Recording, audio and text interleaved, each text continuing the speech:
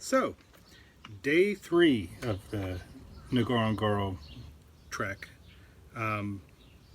We broke camp, and Alex and I began to hike. Rama and Moses and the donkeys went off and ahead of us, and Alex and I hiked. It was cloudy again, but that was fine. Alex and I talked about the environment and ecology, and I was wearing my photographer's vest, and that has these huge pockets for lenses and like inside, and I had a couple lenses, but anytime I saw a piece of trash along the trail, I'd pick it up and I'd put it in a pocket, and he was picking up some trash as well, and so we hiked along like that for most of the morning, and occasionally I'd stop and take some photographs. And at one point, a Land Rover went past us coming from the opposite direction, and it was, typical in Masaai country. There was probably 14 or 15 people inside and another 9 or 10 hanging on to it from the outside. And it went past us, and about 10 or 15 minutes later, we heard chitter chatter and talking and joking, and along came 3 young boys. And I was at that time taking a photograph, so they came up while I was taking a photograph and watched me. And so they're standing right there, and I asked them if I could take their photograph. So they said no problem. They got in a line, and the tallest, and I assume the oldest, said, "I am Peter, and this is Raphael, and this is Isa." And I said, "Well, nice to meet you." And I took their photograph and packed up, and they came along with us. And they talked with Alex a bit. They asked me a couple questions, and mostly they chitter-chattered with Alex, and just were having a great time.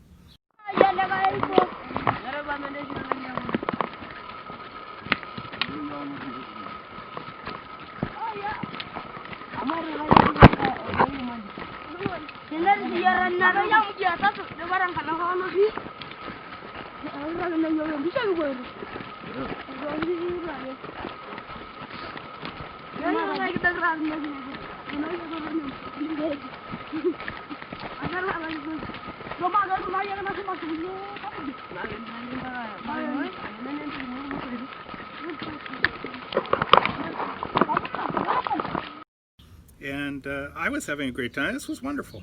And so on we went, and then I stopped to take another photograph.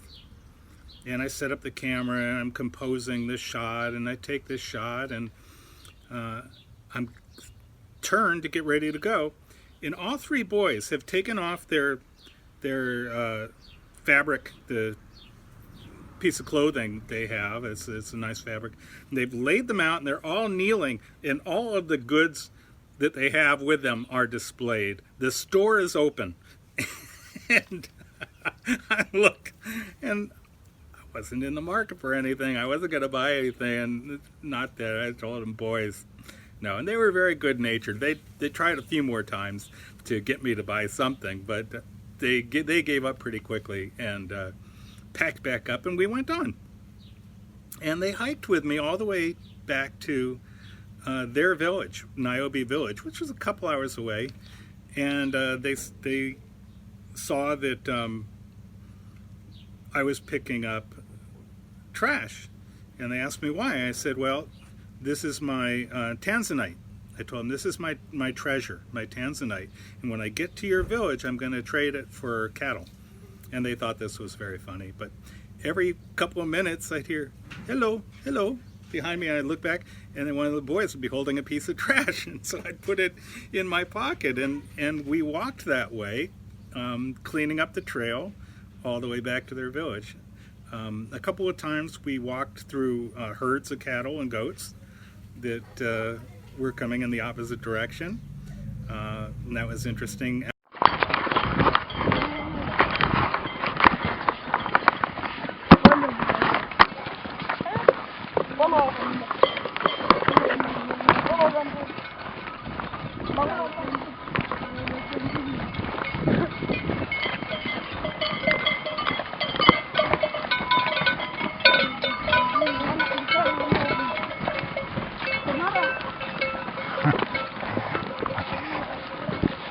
Bye. Toka. Wait, no. Yeah. Ay, rin din o wala.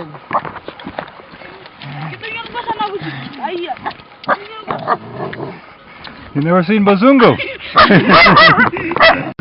Alex taught me how to say hello in Masaai, how to say Erosopai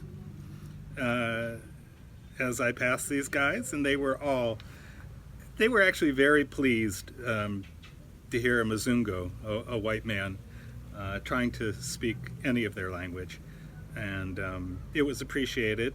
And Alex and I had a good talk about told me about his family and his dad's, how many wives his dad had. His mother, Alex's mother, had died, and he was kind of lost because of that, because he didn't have a mom to represent his interests. And he told me a great deal about Maasai society, and eventually we got to Niobe village. And before the boys left, I said, boys, I want to reward you, and each one of you. I said, at one point the dog had gotten a little aggressive with me, and one of the young boys had chased the dog away.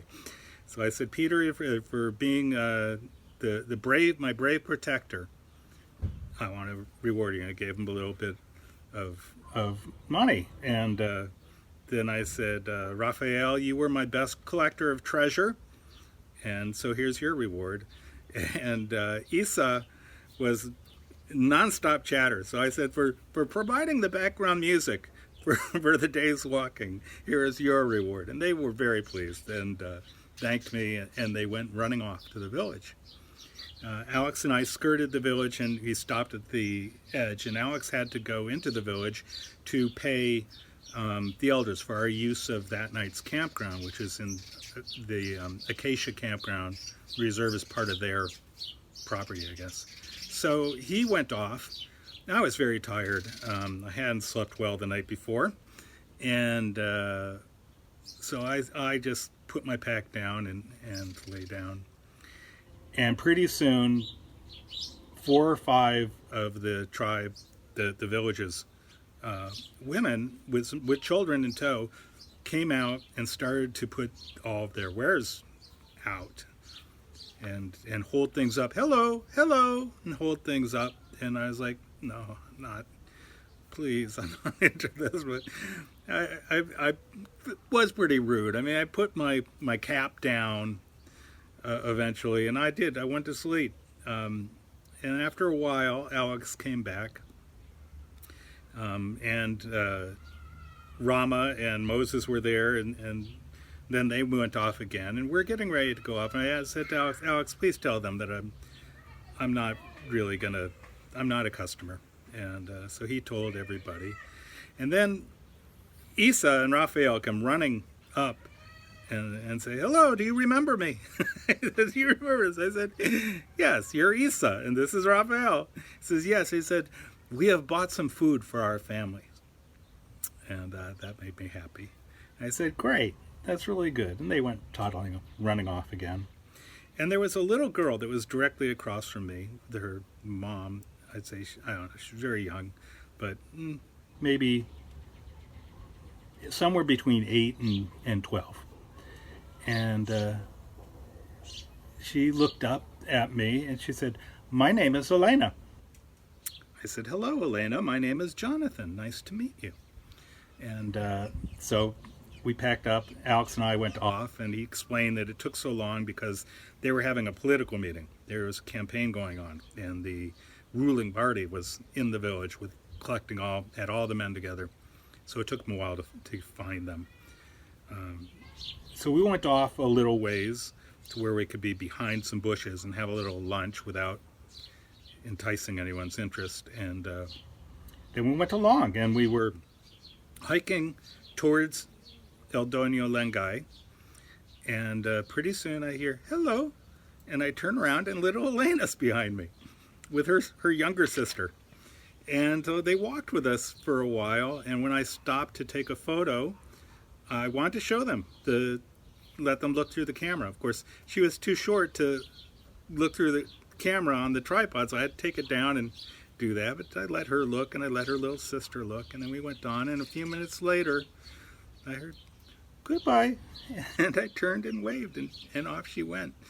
Um, and Alex and I continued on and saw people coming back to the village with donkeys uh, wood and the like, and got closer and closer to El Doño Lengai. And I got some good photos, and we were going on. I was still greeting anyone we saw, Aerosopai, and Alex comes to me and he says, "Jonathan, you can also say Yaya, Yaya, Taquenya." Now, that doesn't really roll off the tongue quite as easily as Aerosopai. I had to do quite a bit of practicing to get the words right. Yayo, Yayo Taquenya. And so I'm practicing in my head, and I'm making up a little song so I can remember the words. And we come to a man and a wife in a field, which is unusual. They don't do a lot of garden tending. But they're working in a field 20 feet, 30 feet from each other. The man looks up, and I say, "Yaya Taquenya." And I'm thinking, Aerosopai is probably, "Hello, how are you?" And Yayo Taquenya is probably like, "How they hanging?" I don't know, but that's what I figured. He got sick and tired of me saying Aerosopai. But this guy doesn't smile at me when I say that to him. He starts to frown a bit. And the wife breaks out in a bray. I mean, she just, So, I don't know. I just keep going. And about 3 minutes later, Alex says to me, "Jonathan, Yayo Taquenya is for woman. You don't say that to me." Well, now you tell me. Thanks a lot, Alex. So that night we camped in the Acacia campground. Again, absolute glorious view. When I got there, the piece of fabric was put down, and I was given popcorn and a thermos of hot water with ginger in it, and then my dinner, and had it all to myself. Again, just absolutely gorgeous, and nobody else there. And that was the end of my day 3.